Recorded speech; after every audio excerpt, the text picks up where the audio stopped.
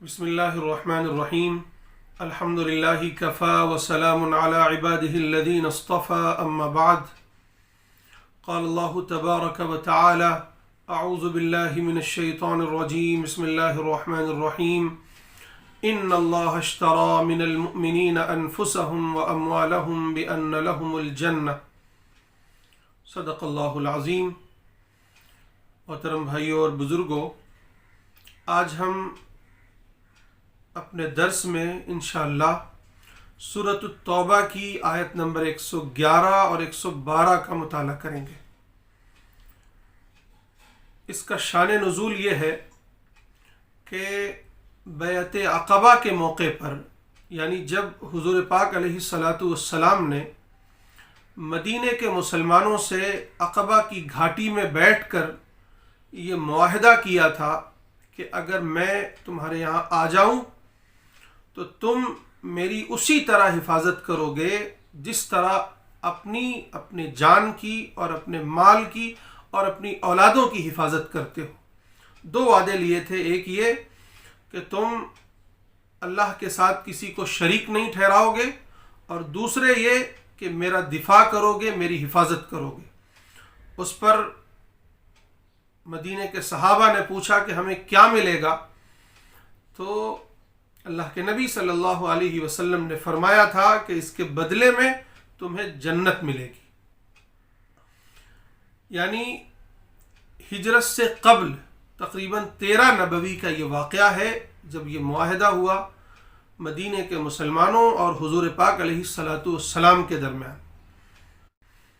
اسی واقعے کو گویا یہاں لفظوں میں بیان فرمایا گیا ہے، اور صحابہ اکرام کی صفات بیان کی گئی ہیں، اور جو انہوں نے وعدے کیے تھے اس پر اللہ تعالیٰ نے گویا مہر لگا دی ہے کہ یہ ایمان والوں سے اللہ نے گویا یہ سودا کر لیا ہے.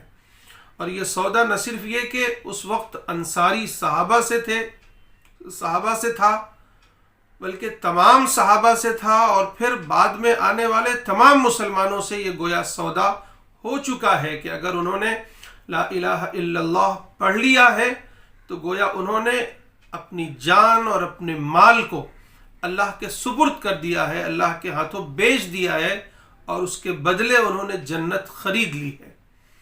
فرمایا ان اللہ اشترى من المؤمنین انفسهم واموالهم، بے شک اللہ تعالیٰ نے مومنوں سے خرید لیا ہے ان کی جانوں کو اور ان کے مال کو، بِأَنَّ لَهُمُ الْجَنَّةِ، جنت کے بدلے میں. اب جب خرید لیا ہے تو ایمان والوں کا فریضہ کیا ہے، ان کی ذمہ داریاں کیا ہے. یہاں ذمہ داریوں کی جو انتہائی درجے کی ذمہ داری ہے، یعنی بالکل آخری اسٹیپ، اس کا یہاں ذکر کیا گیا ہے.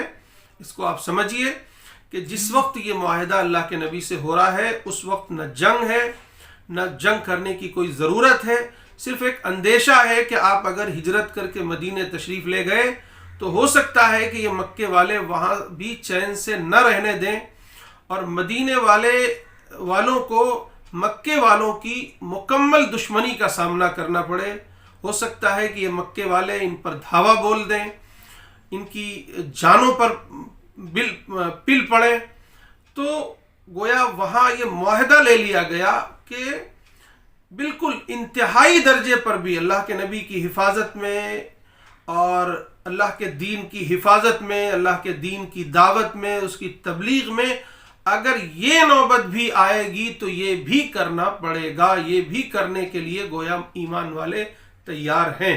یہاں ذکر ہے جہاد کا، قتال کا، کہ یقاتلون فی سبیل اللہ فیقتلون ویقتلون، کہ وہ لوگ اللہ کی راہ میں جہاد کرتے ہیں، کبھی دوسروں کو قتل کرتے ہیں، کبھی خود قتل ہوتے ہیں، کبھی مارتے ہیں، کبھی مر جاتے ہیں. یعنی یہ انتہا درجے کی جو قربانی مطلوب تھی صحابہ اکرام سے، اس کا یہاں ذکر ہے.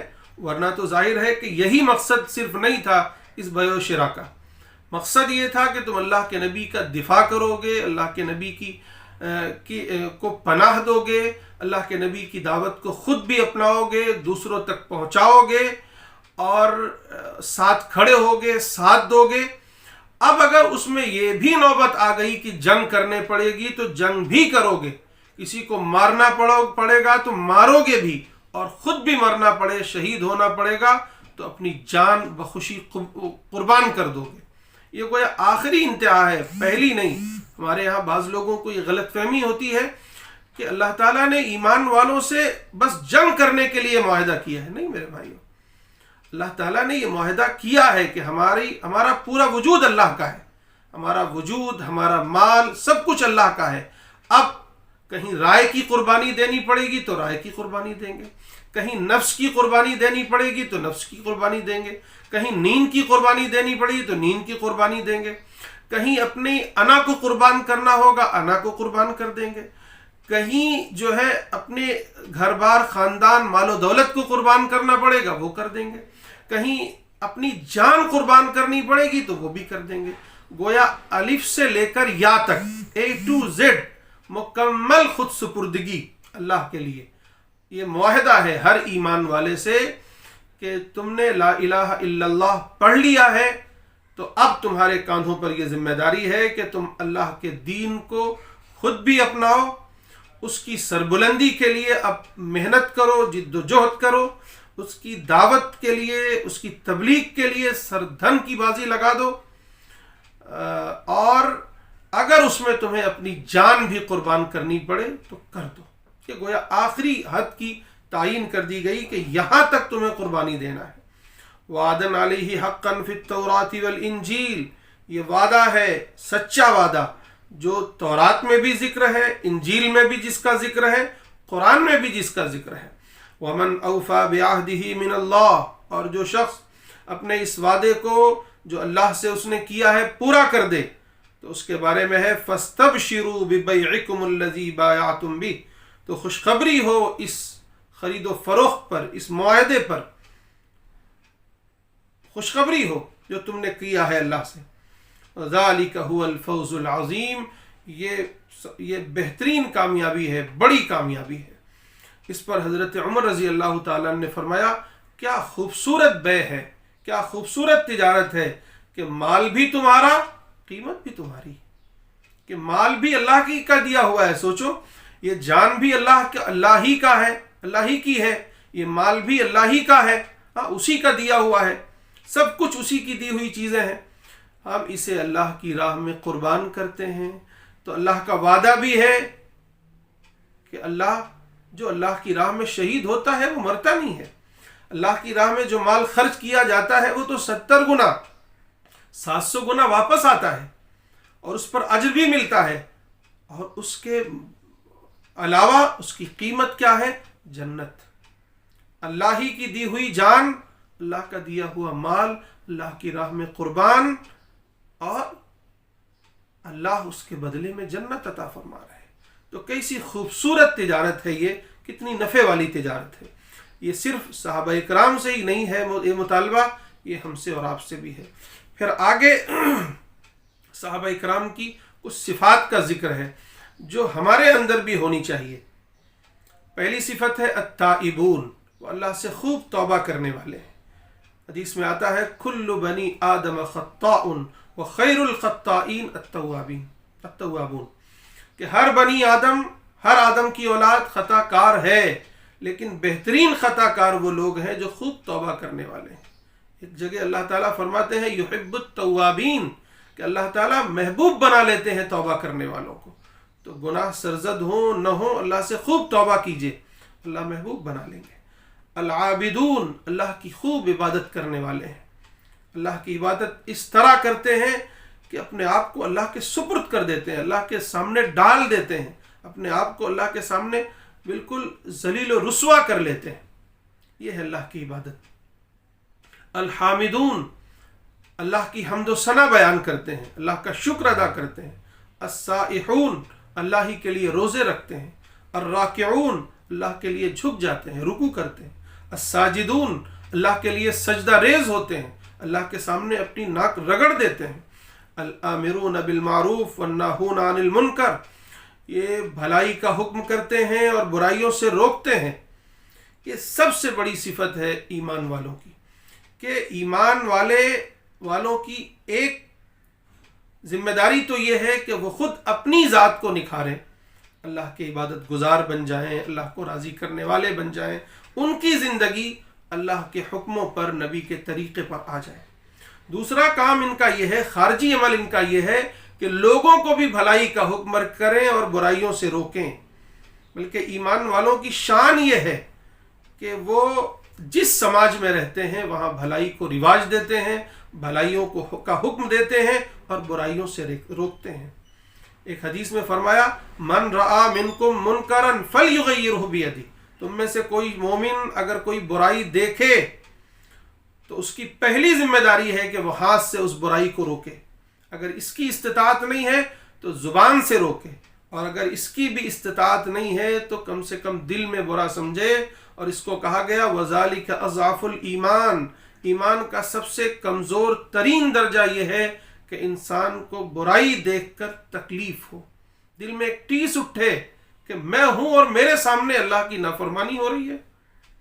یہ ہے ایمان والوں کا فریضہ، ایمان والوں کی ذمہ داری۔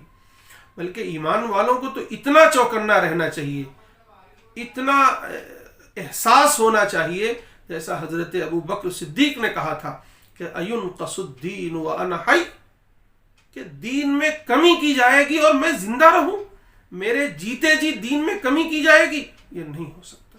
ایسے ہی کسی سماج میں اگر ایمان والے رہتے ہیں، کوئی مومن بندہ رہتا ہے، تو وہ یہ زبان حال سے کہے کہ میرے جیتے جی میرے سماج میں، میرے گھر میں، میری آنکھوں کے سامنے اللہ کی نافرمانی ہوگی، یہ میں برداشت نہیں کر سکتا۔ میں ضرور لوگوں کو برائیوں سے روکوں گا، انہیں اچھائیوں پر آمادہ کروں گا۔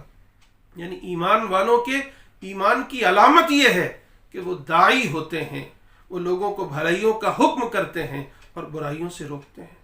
امام مسلم نے یہ من رعا منکم منکرن والی روایت کو کی ہیڈنگ جو ڈالی ہے وہ یہ کہ باب کون النہی عن المنکر من الایمان، کہ ایمان یعنی ایمان کا حصہ یہ ہے، برائیوں سے روکنا ایمان کا حصہ ہے، ایمان کا حصہ ہے۔ یعنی جس سطح کا ایمان ہوگا اس سطح کی غیرت ہوگی انسان کے اندر کہ وہ اللہ کی برائی کو دیکھ کر خاموش نہیں بیٹھے گا۔ خیر، اس کے بعد فرمایا والحافظون لحدود اللہ، اللہ کی عائد کردہ جو حدود ہیں، اللہ کے جو احکامات ہیں اس کی پابندی کرنے والے ہیں، اس پر کاربند رہنے والے ہیں۔ وبشر المؤمنین، ایسے ایمان والوں کے لیے اے رسول بشارت دے دیجیے۔ خیر، اب ان دو آیتوں سے ہمیں اور آپ کو جو من جملہ جو نصیحت ملتی ہے، جو سبق ملتا ہے وہ یہ ہے، نمبر ایک کہ ایک مومن ان صفات کا حامل ہونا چاہیے، اسے داعی ہونا چاہیے۔ نمبر دو، صحابہ اکرام نے اور خاص طور سے مدینے کے صحابہ اکرام نے اللہ کے نبی صلی اللہ علیہ وسلم سے جنت کے بدلے ایک معاہدہ کیا تھا کہ ہم اللہ کے ساتھ کسی کو شریک نہیں ٹھہرائیں گے اور اللہ کے نبی آپ کی حمایت کریں گے، آپ کی حمایت میں کھڑے ہوں گے۔ آج ہم ایمان والوں سے بھی گویا یہ معاہدہ ہے کہ ایمان والو اپنے آپ کو شرک سے بچاؤ، اللہ کی عبادت کرو، اللہ کی نافرمانی سے بچو، اللہ کی فرما برداری اختیار کرو، اور دوسرے اللہ کے نبی صلی اللہ علیہ وسلم کی حمایت میں کھڑے ہو جاؤ۔ اللہ کے نبی صلی اللہ علیہ وسلم کی حمایت کیا ہے؟ اس کے مشن کو لے کر کھڑے ہو جاؤ، رسول کے مشن کو لے کر کھڑے ہو جاؤ، رسول کی جو زندگی کا سنت مقصودہ تھی، جو مقصد حیات تھا، اس کو لے کر کھڑے ہو جاؤ، یعنی اس کے مشن کو پوری دنیا میں پورا کرو۔ آپ رحمت للعالمین تھے، لیکن آپ کو ایک متعینہ مدت ملی، ایک محدود مدت ملی، ایک محدود علاقہ ملا۔ اس کے بعد آپ کی نبوت پوری دنیا میں جانا ہے، آپ کی رسالت کو پوری دنیا میں پھیلنا ہے۔ صحابہ نے پوری دنیا میں پھیلایا۔ اب آگے جو انسانیت آئے گی، پوری دنیا کے لوگ پیدا ہوں گے، یا پوری دنیا آج اللہ کے نبی سے، اللہ کے نبی کی رسالت سے جو غفلت میں آئے، حالت غفلت میں ہے، ناواقف ہے، آج ہم مسلمانوں کی ذمہ داریاں ہیں کہ اللہ کے نبی کی رسالت کو لے کر، آپ کے پیغام کو لے کر، آپ کی دعوت کو لے کر ایک ایک بندے تک جائیں۔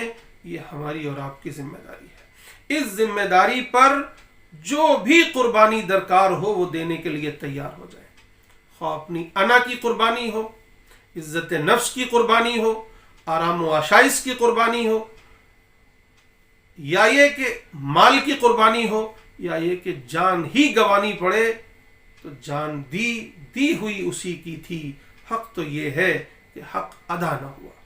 اس اسپرٹ کے ساتھ، اس احساس کے ساتھ زندگی میں ایک نیا موڑ شروع کیجئے، ایک نیا مقصد بنائیے، اور پوری دنیا کے انسانوں تک اللہ کے نبی کا پیغام بتائیے، پیغام سنائیے۔ اللہ تعالی عمل کی توفیق